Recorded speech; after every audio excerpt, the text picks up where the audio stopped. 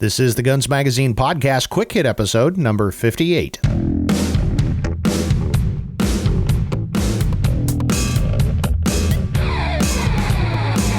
Hi there, and welcome to this Quick Hit episode of the Guns Magazine Podcast. I'm your host and the editor of Guns Magazine, Brent T.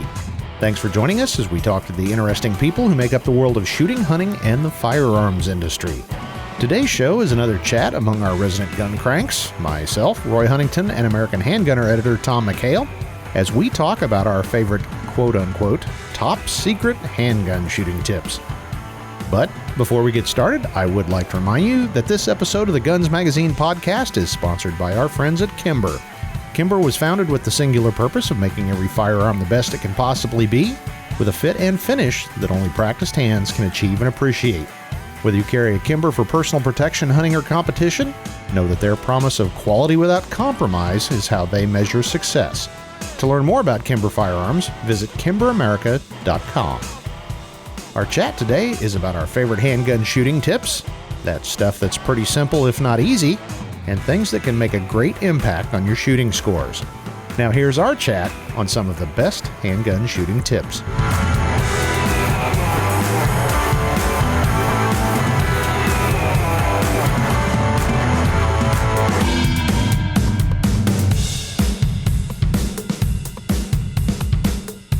We thought tonight, it would be fun to talk about top secret shooting tips from your FMG team. Shh, don't tell anybody. Top secret? I thought they were just helpful shooting tips. Oh, top secret is spicier, and we got to be spicy, okay. Right? Got it. We'll fool people into listening if we say that. Exactly. Yeah. Because unfortunately, we all know that nobody wants to spend the time to do it. They just want to get the top secret tip so they can be like the gunfighter from hell. So, Got it. So this was suggested by Tom. So, Tom, would you like to lead the chorus in the first verse and chapter? Shooting tips, yeah. Put this to good use is kind of the foundation of this tip. But a serious question. This is the hardest thing to teach, right? Yeah. And you can talk and blather on all day about all that's really, I won't say all that's really important, but the most important thing for accurate shooting is to make sure you can do this without moving the gun, right? And we're talking about handguns here, so that's an extra special case because most handguns, like here's a training pistol. It's kind of modeled after a Glock. Have about at least a 5.5 pound pressure to move that trigger, right? But this whole gun only weighs less than 2 pounds. So what's going to want to move when you apply that 5.5 pound force, right? So that's what it all boils down to is slow, smooth trigger press. So I don't monologue here. How do you do that? How do you build that habit of Tom, how do you do that? Oh, I was going to ask you, but I'm happy to. I mean, there's a lot to talk about here. So if you guys want to just duck out of the show, I'll go on for the next 30 minutes. I'll go get some coffee. No, I think, what's helpful, I think slow and smooth, nice, slow trigger press. Don't worry about when it's going to fire. You just focus on moving that trigger as slow as you can. Now, this is during practice. That I find helpful. How about you guys? When I teach people, everyone anticipates it. And it's for some reason, we're all anxious and you see them and they pull, and then they go, I can't stand the pressure anymore. The tension, I can't do it. And then they pull it. That last, so they're right. Mm-hmm. They've got a perfect trigger pull going nice and smooth. Nothing's moving. And then all of a sudden they just can't stand it and they want it to go bang. So they hurry that last little bit. Mm-hmm. And what happens then? Then the gun barrel moves just like you said. And then the bullet hits the dog next door. So somebody told me one time a million years ago, it was when I first took up PPC shooting and it was this old grandmaster guy. Now these guys shoot 598, 599, or 600 out of 600.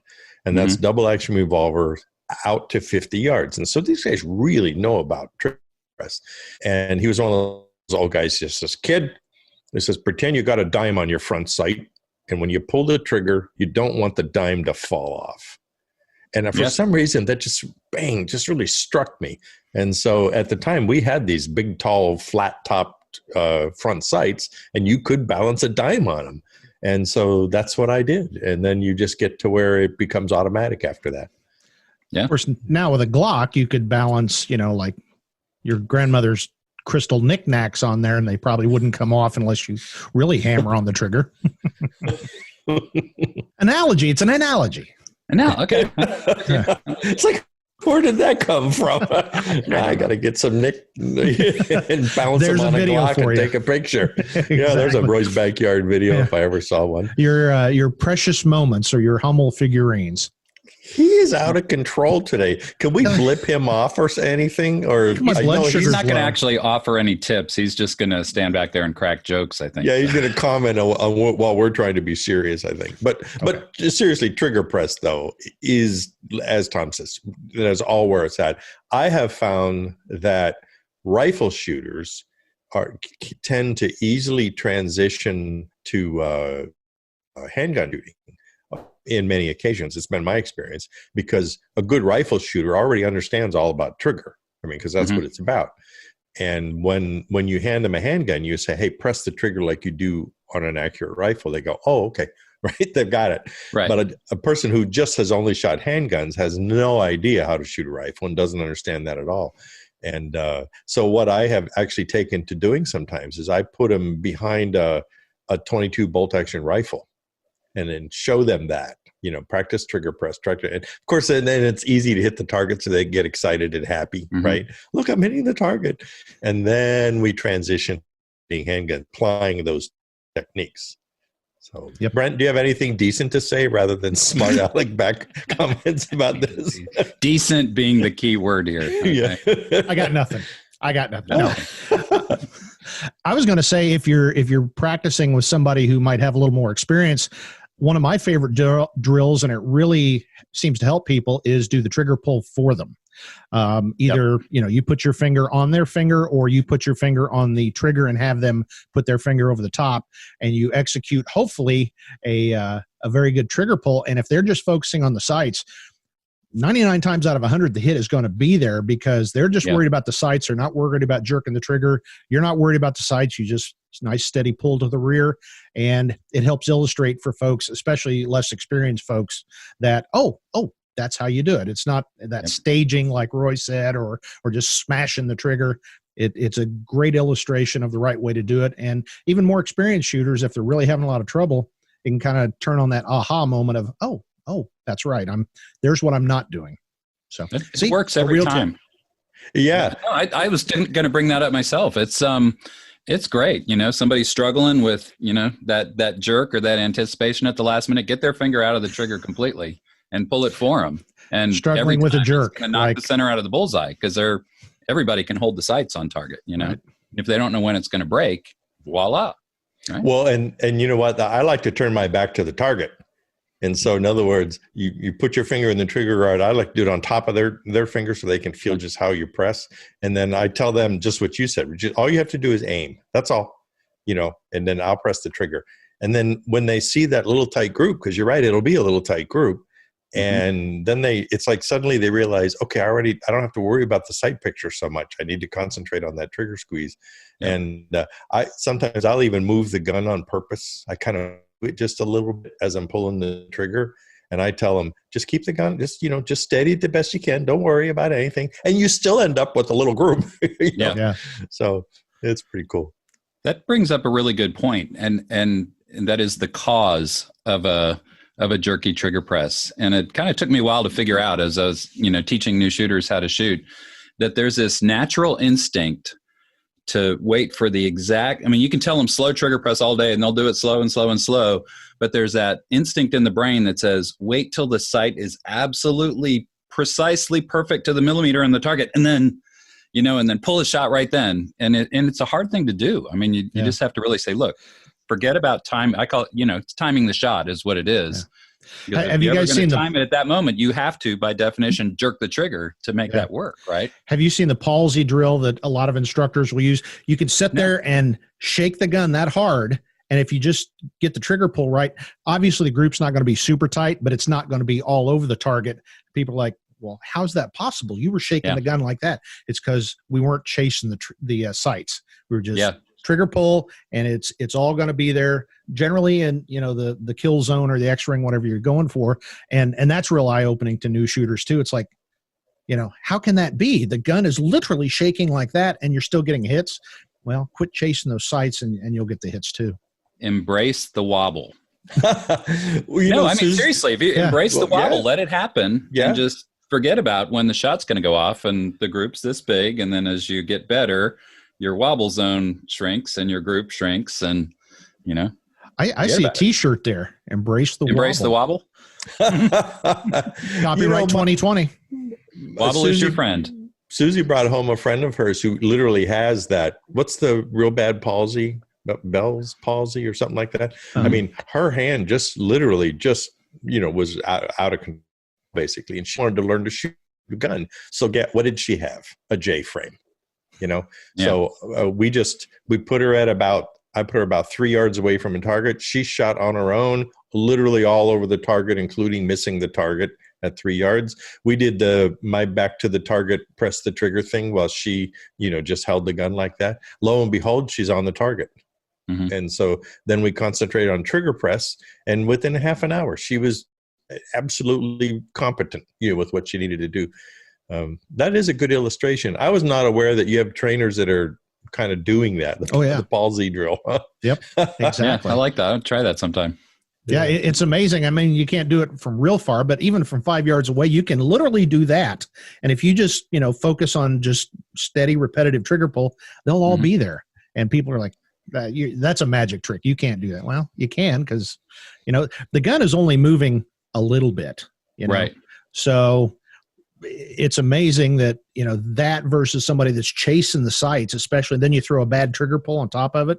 That's how you can miss the target at, just a few yards, but you can still shake that gun and still get those hits. Well, so when I Brent first started, actually did bring something of value to the show today. That's good. For once. Shh, don't tell. Yeah. When I first started doing PPC shooting, there were still guys who used to shoot bullseye in the 30s and 40s. And the bullseye shooters were all, single action revolver, one-handed, your other hand in your pocket, stand on the line like that. And those guys did chase the bullseye with the sights and trigger press. And so I think that's where that comes from, because they would start their press, and then as the sight slowly moved, if it moved off target, they would stop the press. Mm-hmm. And then as it approached the target, they would press again. And then if they went off, they stopped the press, to where when it finally broke is when they were on the target. So, of course, if you had that kind of trigger discipline, then you can play that game. Yeah. But those were the guys that could shoot, an inch and a half offhand at 50 yards. Yeah. One of the big problems that I have dealing with new shooters is trying to explain the concept of sight alignment and getting it where you need on the target and front sight focus and all that. What are some of the things you guys do to help get that idea embedded in there? I don't know. It's an okay illustration, but seriously, if you kind of get them to hold their hands and fingers up in front of them, support hand out front like that. And the rear is the V, and it kind of gives a little bit of an illustration, taking away all the complexity and uncertainty and anxiety around the gun itself and manipulating the gun, top of the front finger, top of the rear fingers, eyeball, all in a straight line with the target. But that's why I love red dots. It's so easy. Yeah. And you know what? I was just going to say, but if I have someone who just can't get it, because you are asking a lot, it's like your trigger press, stance, sight picture, sight alignment. There's just and they're worried about recoil, and they're worried about embarrassing themselves and all that. And you're exactly right. I have a 22 Ruger Standard Auto with a simple red dot on it. And so we moved to that. And then I just say, put the red dot on the target, press the trigger like we taught you, bang, bang, bang, bang, bang, bang, bang, good. And then all I say is where those sights align, like you were illustrating, Tom, by holding your fingers up. I said at the very top of the front sight, that's the red dot. Right. I go, I get it. Of course, then they always ask a good question. Well, then why don't we just use the red dot? Yeah, exactly. I don't always have hey, a good answer. It's a fair question, right? Yeah. From the mouths of babes. Exactly. Now, we've talked about newer shooters. What about more experienced shooters? I guess, I was sitting here thinking, I think one of the biggest things that experienced shooters struggle with is after you've got most of the basics down and you've got some experience is this idea of getting wrapped around the axle. I know I do it. I know friends that do it. What do you guys do when you get to that point? It's like you're trying so hard and then you realize you're actually screwing up because you're trying so hard. Any little tips there? I go smoke a cigar.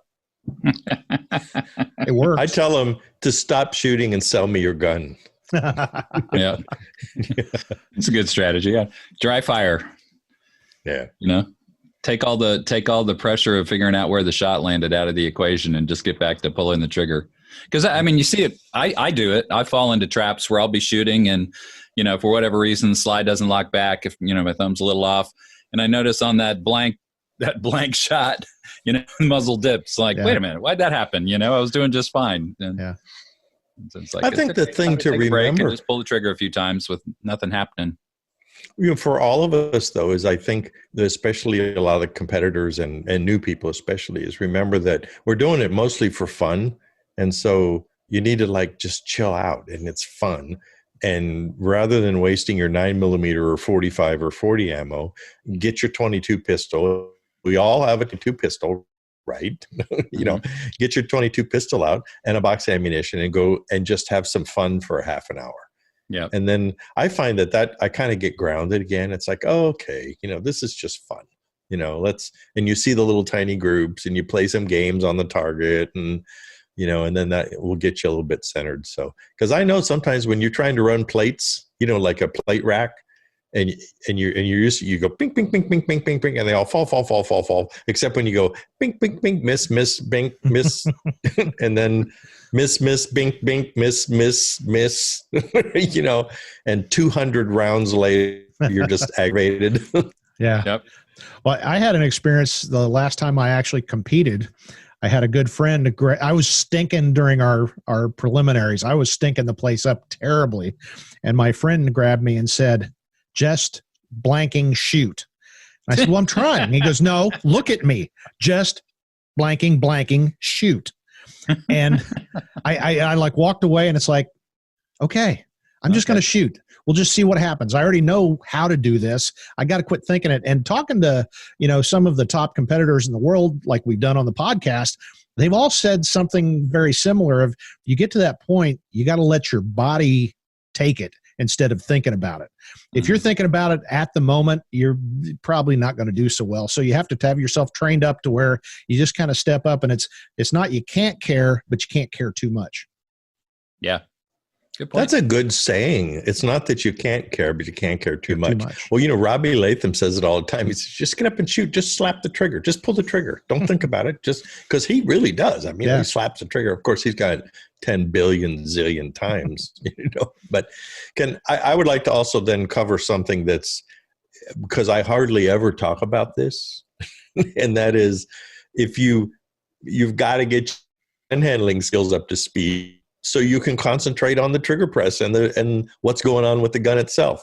And so, because if you still don't know how to load it easily, and if you're still fumbling with changing the magazine and you still forget where the safety is and, and all that kind of stuff, then you can't concentrate on honing, your edge. Mm-hmm. And so I think part of it is during your practice is just go through some real basic safety drills with yourself and, holster, unholster, load the magazine, unload the magazine, load the gun, unload the gun, present the gun, take the gun down, and to where all of that becomes so ingrained that you don't even think about it anymore.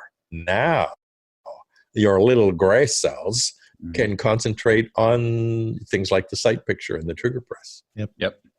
And the presentation is the most under-practiced part of it. We all go to a school and you'll start 1, 2, however your particular presentation runs.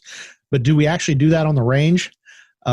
Most people don't, but yet you should, because there's reasons they build those skills that way. And so That's one of those things I always try to make myself, and you feel really stupid and weird, especially if you're the only one at the range, 1, 2, 3, hit my mic.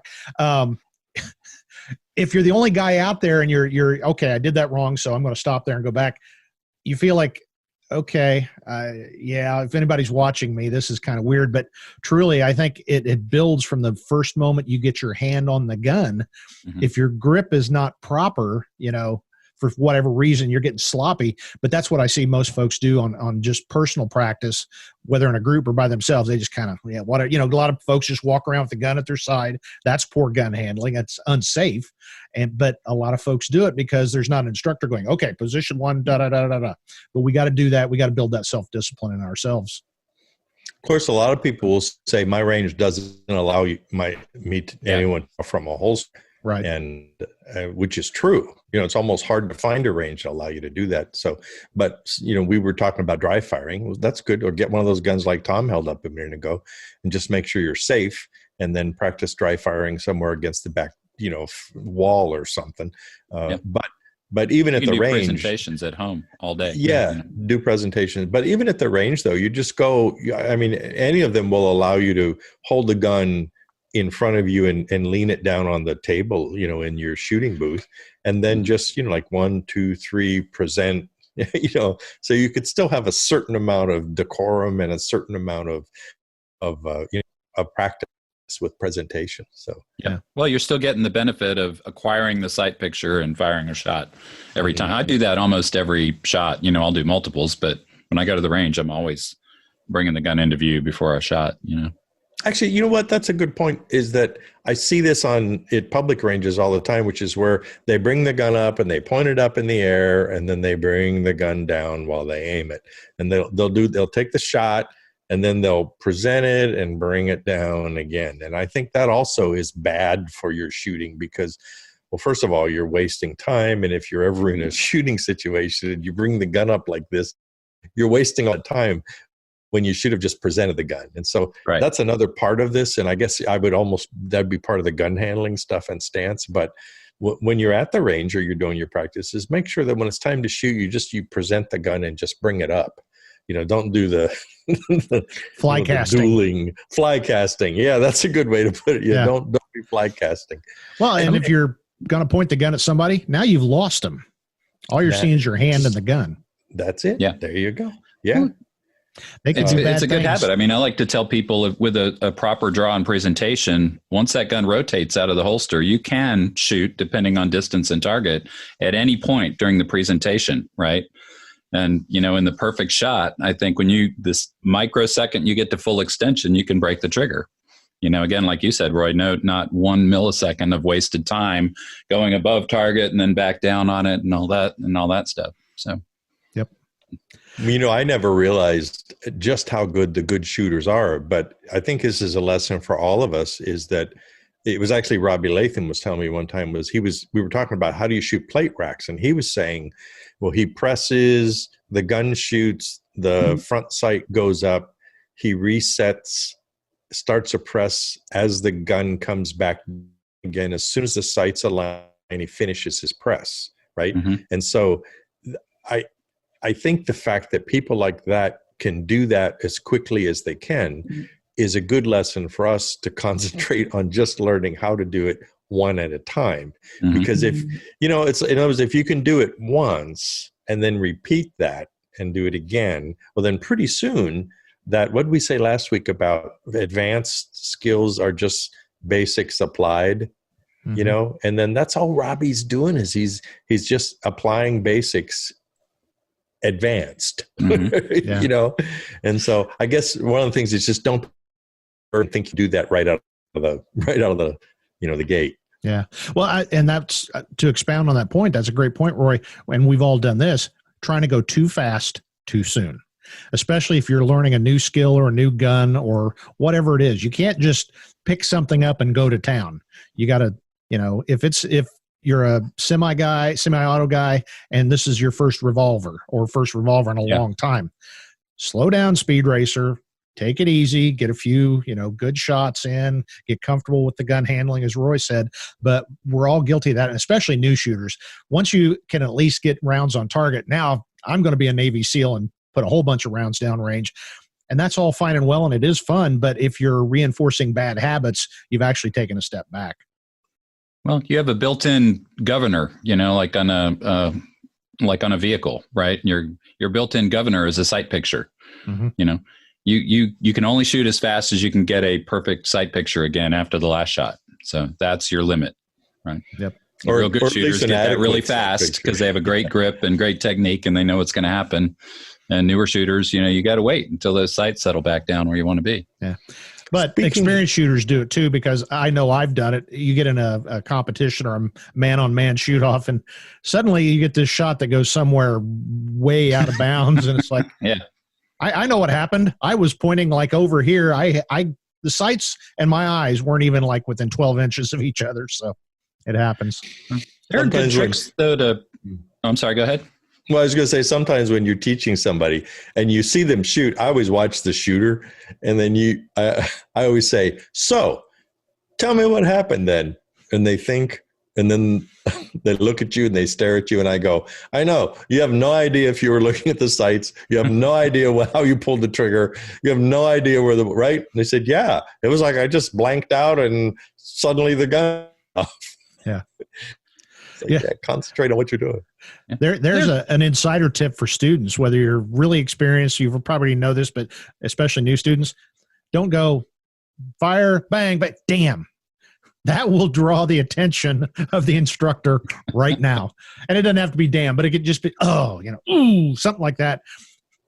Eyes will go on, and not only will we know you messed up, everybody knows you messed up. So try to avoid that. I have a friend who's a plastic and reconstructive surgeon, and he said during surgery, because some surgeries, the patients are awake, and he said, you never go, oh, or damn. He said, what you do if you make a mistake is you go, there. There. That's good to know. He said, because that's like, everybody's happy now. There. Well, I've got another tip I was thinking of, if we've beaten that one to death. Using camouflage targets. I think that's really important. New shooter, a really experienced shooter, doesn't matter, because we tend to look at our hits. And if we're looking at our hits, we're not looking at our sights. So I think that's, it's fun to shoot paper plate, and paper plates are a great target, but you got to mix that up and use something that doesn't indicate your hits, or move back, 15 yards or so and work at 15 to 25 so that you can't see those hits. So you got to focus on doing your fundamentals instead of, because we've all done it. We all see it, especially in classes. Or negative targets. Have you ever shot with those? Those are great. With literally a cardboard piece with a hole. The cutout. In the target zone. And if you hit cardboard, you fail, right? Yep. You got to not hit the target in those. It's really weird. But Tiger uses those in his training, and I agree. Yeah. I think they're really cool. I have a steel plate that I drag out every once in a while, and it's got a hole in it, and so it's that, but it's instant feedback, because it's like bang, bang, bang, nothing, bang, bang, bang, tink. It's like, gosh, crap. If you're really having a bad day and you don't hear a tink, you don't really know for sure if you just missed the whole target, right? Do you guys remember Support Your Local Sheriff with James Garner? And he comes into town, and he's the gunfighter, and they're going to hire him as sheriff. And so the mayor and the local council, he's at the hardware store, and he goes, well, let me demonstrate.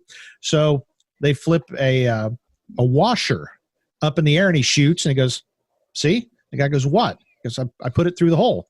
The guy goes, sure you did. Sure you did. So they put tape on it, and he goes, now do this. He goes, are you sure? You want me to put another hole in your ceiling? He goes, no, just go ahead and shoot it. So they flip it, and it comes back, and he's shot through the hole. Like, anything we may have said to offend you, we apologize for. So if you can do that, I want to see the guy can do that. It's pretty impressive. It reminds me of Butch Cassidy and the Sundance Kid. I think it was that movie. It was the guy's asking Robert Redford if he can shoot, and he throws a coin out in the ground, and Redford says something like, "Can I move?" He goes, "No, just shoot it." And he shoots, and he misses by like a foot, and then says, "Can I do it again? Can I move this time?" And the guy goes, "Yeah, okay." And so he does this like whoosh, draw and move, and he hits the thing and knocks it in the air, then hits it again while it's in the air or something. Hollywood for you, right? Yeah, because that's true. That's what I do in the backyard here all the time. Exactly. And then you do a handspring, right? Although, there was a demonstration at the Rahagas range in California a million years ago, and I can't remember who it was, or a famous kind of a trick shooter kind of guy. And I watched him do exactly that with washers, a big washer, and you put a piece of tape, and way more often than not, he would put a bullet through the washer. And Wow. you go to YouTube and there are people who do that. There's a guy that I watched the other day. I had somebody make me a longbow, like a classic British 14th century longbow. And so I've been watching a lot of YouTube videos on bows and stuff. And there's a guy, he can shoot an aspirin in the air with a bow consistently, one after another. You want to split an arrow? Yeah. Okay. Done. What's his name? It's like Byron, something. I've interviewed him. Yeah. That's kind of his thing. It's like, how do you do that? Oh, you just do it. Well, it's what they always say. Yeah. Practice. Exactly. And I got to say, that's the final shooting tip. Practice. There's no shortcut. There's no secret to any of this. And you talk to the top competitors and they say the same thing. We talked about Robbie Latham does it differently than a lot of folks, but you can't argue with his results. But when you have as many trigger squeezes as he's got, eventually it's all going to come together. So the trick to the true trick is lead in the air and some dry practice. Disagree. Okay. I disagree with your agreement. Or we haven't. No, kind of. But seriously, I think there is a shortcut. It's called dry fire at home. Well, that's what I said. I will put forth the fact that 10 minutes of dry fire at home is worth 2 hours of lead in the air at the range. I just made up the 2 hours, but it's a big ratio, I think. Yeah. Huh? Maybe. I mean, it depends on what is that perfect practice? This makes perfect. Makes perfect. It's not practice. Like but practice makes permanent. Perfect practice makes perfect. A photographer who used to work with us, Ichiro Nagata, he had a whole cadre of friends that were from Japan. Of course, you can't have a gun there, pretty much zero. And so they used to use airsoft and do competitions there. Like our Steel Challenge and the Bianchi Cup and all that. They did a mini-me version over there on indoor range using airsoft. And then once a year, like 20 of them would fly over here and then borrow a gun that someone bought and kept here, right? And then would compete. And you know what? They used to win a lot. Yeah. And they may still be doing it, although I don't really hear about it as much.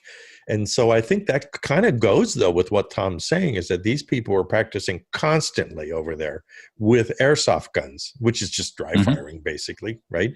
And shoot, move, gun handling skills, holster, unholster, draw, trigger press, all that stuff. And then they would come here, pick up a real gun, and clean house.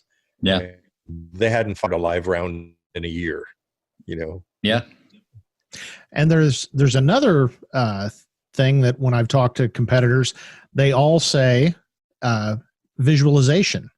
And it's been proven through testing that actually will increase your competency, especially when you're really good at something. And all that is sitting there and in your mind saying, okay, when I get to the line, I'm going to grip the gun this way. I'm going to bring it to the target. I'm going to line up my sights. I'm going to squeeze the trigger this way. I'm going to feel the recoil. I'm going to get back on target. The plate's going to fall. And just step by step, drilling it through in your mind and talking to champions, Olympic champions, all of them do it. And it really has been proven to increase your competency, especially as you get better. I've been doing it wrong then, because I use visualization, and I visualize myself standing on the top podium spot and endorsement checks coming in my mailbox. I visualize that daily, and I can't say it's improved my shooting at all. So. Well, okay. Well, there's that. Yeah. When I do it, I envision the Swedish bikini team, and never mind. I remember them. We'll stop. Maybe let's talk about that. No, let's not. All right. So practice, and sight picture and trigger squeeze and dry fire a lot. There you go. Done. We nailed it. We should have said that right from the get-go. Good night, everybody. Good night.